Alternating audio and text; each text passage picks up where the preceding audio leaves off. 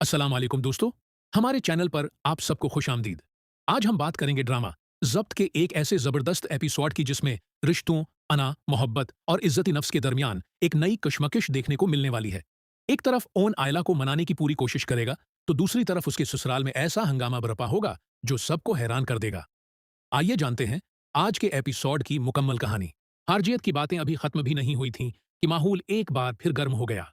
वो कहता है, आज दोस्ती कर लेते हैं। मैं 1 मिनट में खड़े-खड़े पूरा सिनारियो बदल सकता हूँ। इतने अच्छे मौसम में नाराज़ नहीं होते। उस पर सामने से जवाब आता है, जिस प्रॉपर्टी पर तुम्हें उतना गुरूर है, वो दरअसल वमिला की है। जब वो चाहे तुम्हें एक ठोकर मारकर यहाँ से निकाल सकती है। ये बात सुनकर माहौल मज़ीद कशीदा हो जाता है। फिर वमला वज़ाहत करते हुए कहती है, मैं वहाँ सिर्फ शादी का दावतनामा देने गई थी, वो भी आयला के कहने पर। जब से उसे अपनी माँ की फैक्ट्री मिली है, लगता है वो अपनी औकात ही भूल गया है, वरना मुझे कोई शौक नहीं था कि मैं खुद वहां चली जाती। उसी दौरान कोई कहता है, वमेला मेरी बीवी है, उसी लिए वो मेरे पास बात करने आई थी। फिर सवाल किया जाता है, आखिर हुआ क्या है? असल मामला क्या है?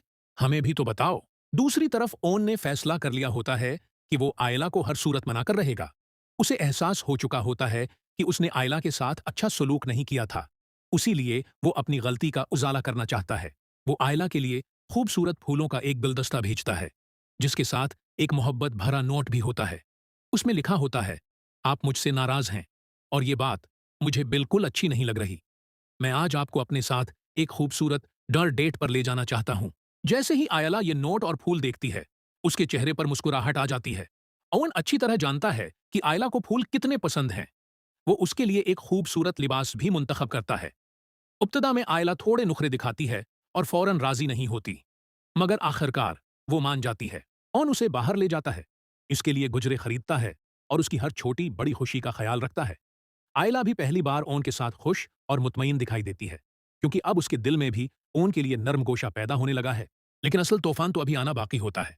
जैसे ही ओन आयला को इसके वालिदीन के घर लेकर पहुंचता है, वहां एक नया हंगामा खड़ा हो जाता है। शामी जैसे ही दोनों को एक साथ देखता है, तो अपने वालिद की नजरों में अच्छा बनने के लिए फौरन तंज करते हुए कहता है, ये 2 टुके का ओवन, जब से बी जान ने उसे फैक्ट्री दी है, अपनी औकात ही भूल गया है। ऑन फौरन पुरइटमाद अंदाज में जवाब देता है, मुझे अपनी औकात बहुत अच्छी तरह याद है, मैं अपनी औकात कभी नहीं भूला। औकात तो। ऑन ने शामी की बात पूरी होने का इंतजार भी नहीं किया और नहायत पुरस्कून लहजे में बोला, मुझे अपनी औकात बहुत अच्छी तरह याद है, मैं अपनी औकात कभी नहीं भूला। औकात तो वो लोग भूल जाते हैं जो दौलत मिलते ही दूसरों की इज्जत करना छोड़ देते हैं। ये सुनते ही शामी का चेहरा गुस्से से सर्ख हो गया। वो ऊन के करीब आकर बोला, जबान संभाल कर बात करो, ये मेरा घर है। ऑन ने जवाब दिया, मैं यहां लड़ने नहीं आया, सिर्फ आयला को इसके वालिदीन से मिलवाने आया हूं। अगर तुम्हें हर बात में झगड़ा चाह